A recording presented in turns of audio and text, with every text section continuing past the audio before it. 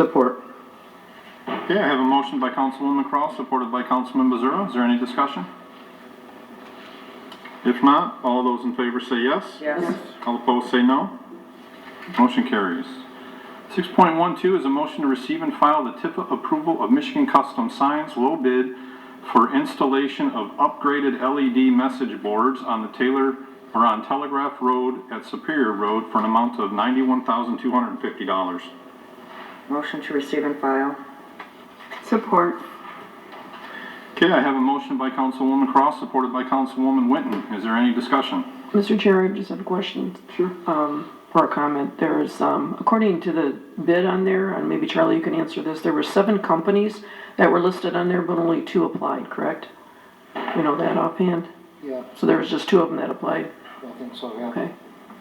I don't remember exact number. There's a lot of companies on there, but nobody put in for the bid. It's interesting.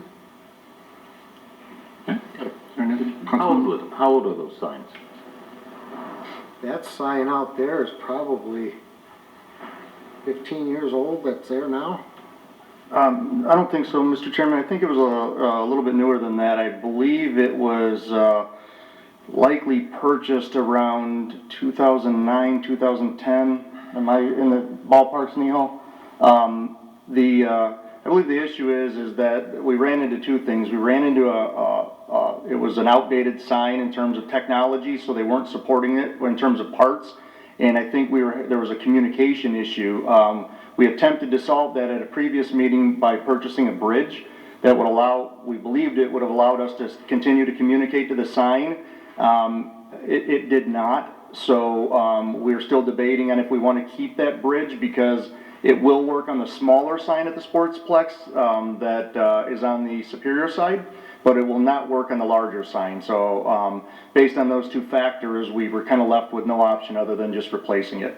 And that's literally what it is, other than I think the pixels are higher resolution. I think it's a, you know, it's a sign by today's standards and improvement, but it allows us to communicate the way we do with all the other signs throughout the city, like a mass communication. Mr. Chairman, Councilman Bezura. I saw something in here about possibly trading in the old signs or holding on to them. What are we going to do with those old signs? Mr. Chairman, so what we have to determine now is if we want to keep the bridge, which will allow us to use the smaller sign, and we're considering placing that at the petting farm somewhere. Yeah, the larger sign, it would have to be, there's a lot of unknowns, so we don't really know. It will remain in our possession, but the hope would be at some point, if somebody was doing a direct connection to it, like a private business, we may be able to somehow negotiate a deal to sell it. The issue is that the size currently exceeds the City of Taylor's ordinance, so it'll be difficult for a business within the City of Taylor to install it without a variance. Any other questions? If not, all those in favor say yes. Yes. All opposed say no. No.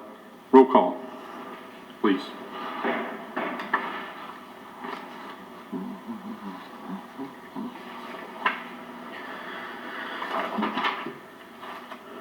Mr. Johnson? Yes.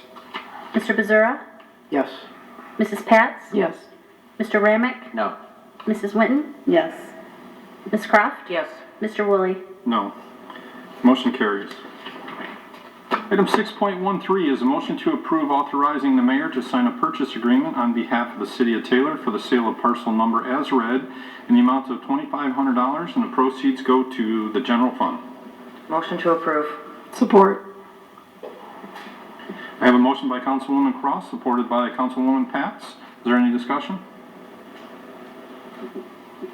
If not, all those in favor say yes. Yes. Yes. All opposed say no. Motion carries. Item 6.14 is a motion to approve payment in the amount of $8,350 to the National Faith Home Buyers for the down payment assistance for home buyer number 2020-028, and that is funded through the home grant. Motion. Support. I have a motion by Councilwoman Pats, supported by Councilman Bezura. Is there any discussion?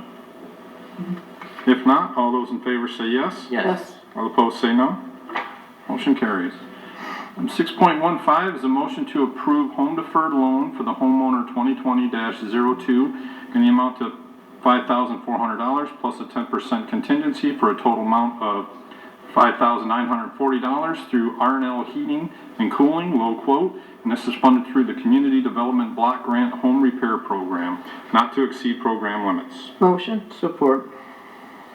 Got a motion by Councilwoman Pat, supported by Councilman Bazura. Is there any discussion? Mr. Chair, I do have a question for Mr. Bone. Sure.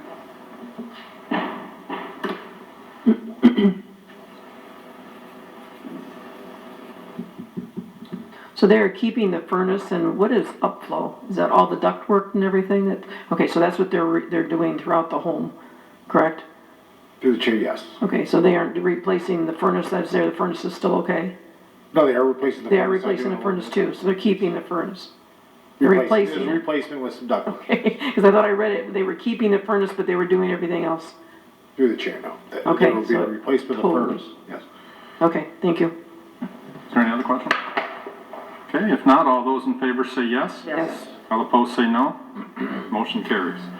Item 6.16 is a motion to amend CCR number 11.562-20 for homeowner 2020-05 to reflect a change in the amount from $12,186 plus 10% contingency for a total amount of $13,405 to $17,152 plus a 10% contingency for a total amount of $18,868 through We Preserve Michigan LLC, sole quote, funded through the Community Development Block Grant Home Repair Program, not to exceed program limits. Motion.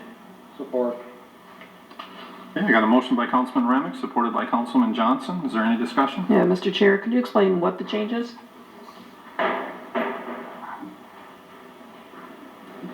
Through the chair, there's no change. It was input incorrectly. It was a line item bid because there's cement work as well as the porch. That was the amount you approved at last meeting, but there's also a roof replacement. So when we inputted, we forgot to put in the roof replacement costs. So this is all encompassing now. And this is the one I had asked last time, whether the cement was gonna be done in the spring, correct? Is that the one we were Through talking the about? chair, yes. And Okay. the roof is going to happen once we get approval, and the cement work will be in the spring. Okay, thank you.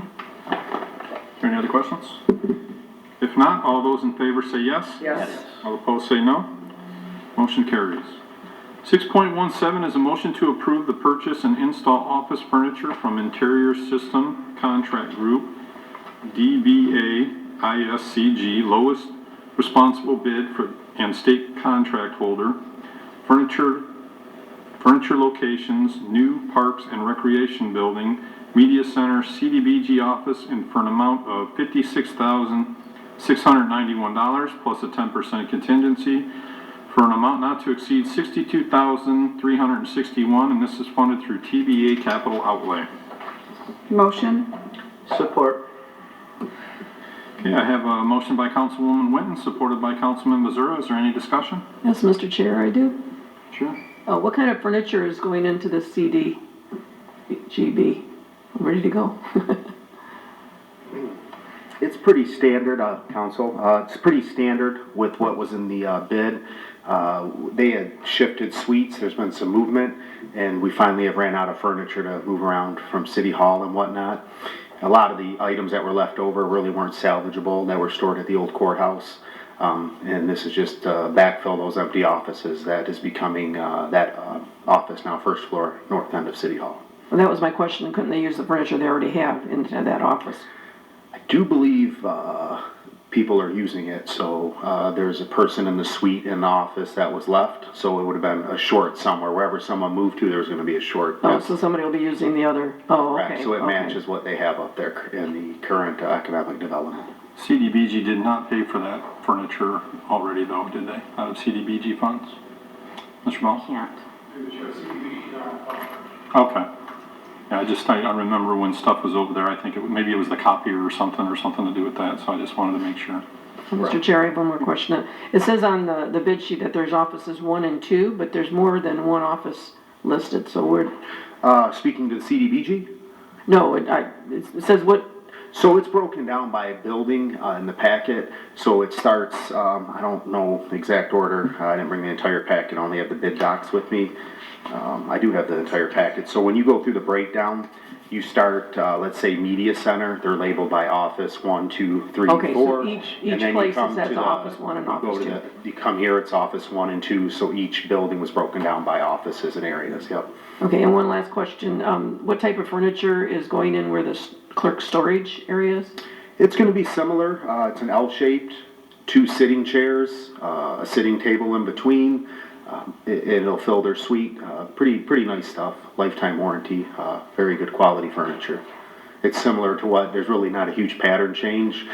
In the plan that was submitted, it was done by an interior designer, who came out and did the spec for the companies, and they just spec some, different, and we could give her some options on colors and things once it's